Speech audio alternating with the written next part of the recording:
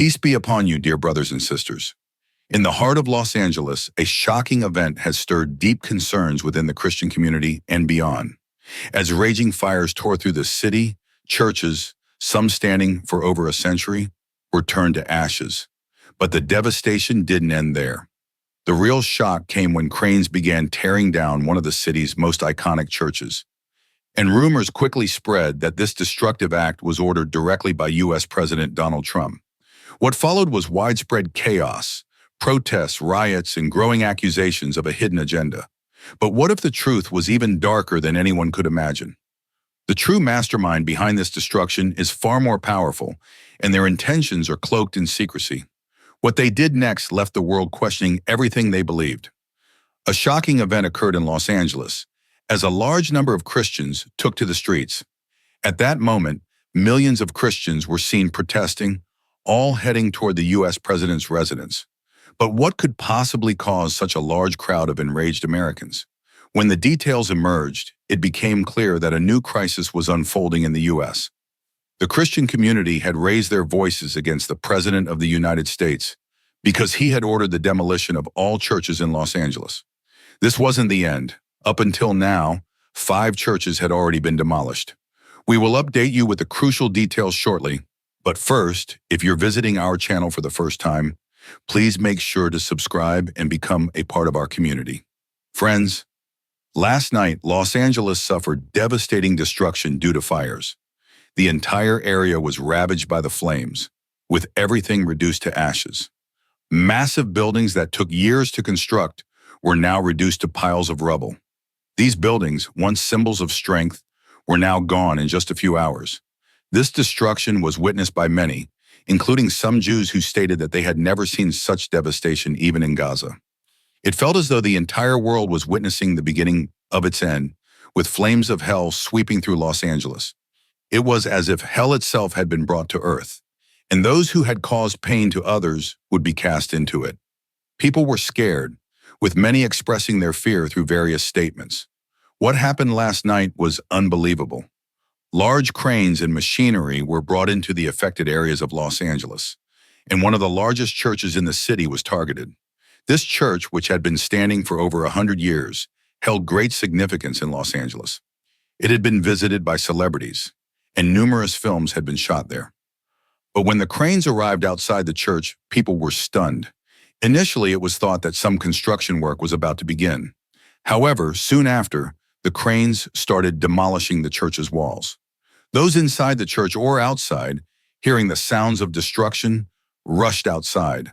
They were shocked and horrified, shouting in protest.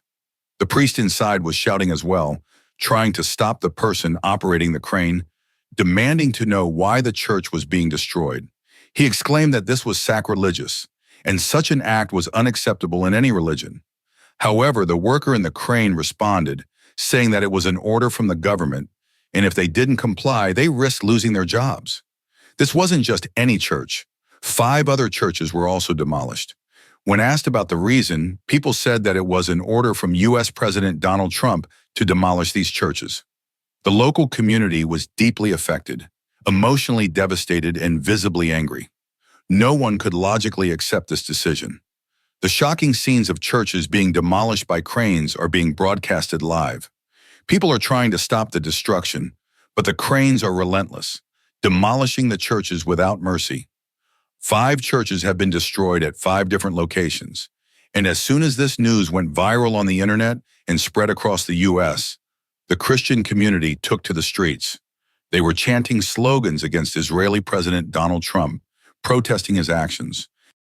However, there has been no official response from President Trump yet.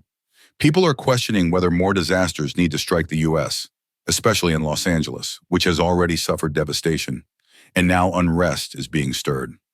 What law allowed the destruction of these churches, and what is the real reason behind it? Such questions are circulating among the people, but there has been no answer from President Trump. Many are even considering this a threat to their well-being.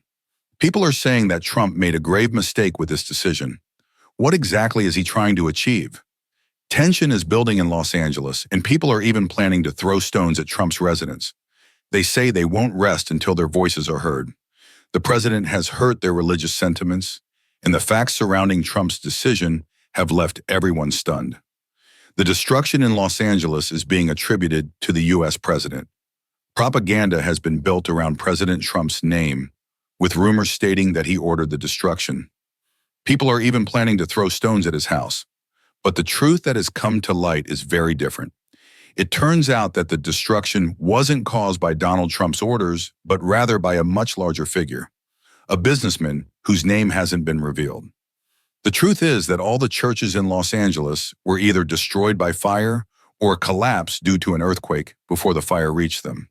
The most surprising aspect of this incident is that the Jewish places of worship in the same area were untouched, while the Christian churches were reduced to rubble. This deeply troubled the Jewish community, especially since the nearby mosques and churches remained intact. The truth is now clear. This destruction was driven by religious division. The businessman behind this destruction aimed to tear down both the churches and mosques in the area, possibly because he couldn't tolerate the existence of certain places of worship. Or perhaps he believed that by destroying them, he could prove his own religion superior. Driven by envy and jealousy, this person began destroying Christian houses of worship, and the blame was unfairly placed on President Trump. As soon as the news spread, President Trump took immediate action, calling for a meeting and informing the Christian community of the truth. He also expressed his strong disapproval of the destruction and emphasized that America is a country that values freedom of religion. People of all faiths, whether Jews, Christians, Muslims, Hindus, or any other religion, are free to worship as they choose. The businessman responsible for the destruction of the churches using cranes is now facing legal action, as per President Trump's orders. Soon this businessman will be arrested, and President Trump has issued an order to rebuild the churches at the same locations. The news has caused an uproar, with people enraged by the events. However, the identity of the businessman remains a mystery, and there are rumors circulating that Trump might have been involved in this from the beginning, possibly trying to shift the blame. Many believe that Trump's involvement in the matter could be an effort to deflect attention from the real truth. They argue that by directing the focus onto Trump, this businessman might have been able to manipulate the situation to his advantage. This turn of events has left the entire nation puzzled. If the real culprit is indeed this businessman, what was his true motivation behind this destructive act? Was it truly motivated by religious intolerance or a personal vendetta? Or was there a deeper, more sinister agenda at play? As the facts unfold, people are demanding answers, and public outrage is growing by the hour. However, one thing is clear. President Trump has been forced into a corner, and despite his attempts to address the issue, the growing suspicion of his involvement in the crisis has left him with few options. The atmosphere in Los Angeles has become increasingly tense. People are now questioning the government's response to the tragedy. Protesters have gathered in large numbers, and the unrest continues to spread. It is clear that this issue will not be easily resolved, and the community demands swift action and accountability. Soon, more revelations are expected to come to light, and as the investigation into the businessman's role progresses, the public's trust in the U.S. government may be severely tested. Only time will tell how this situation will unfold and whether the truth will finally be revealed in full.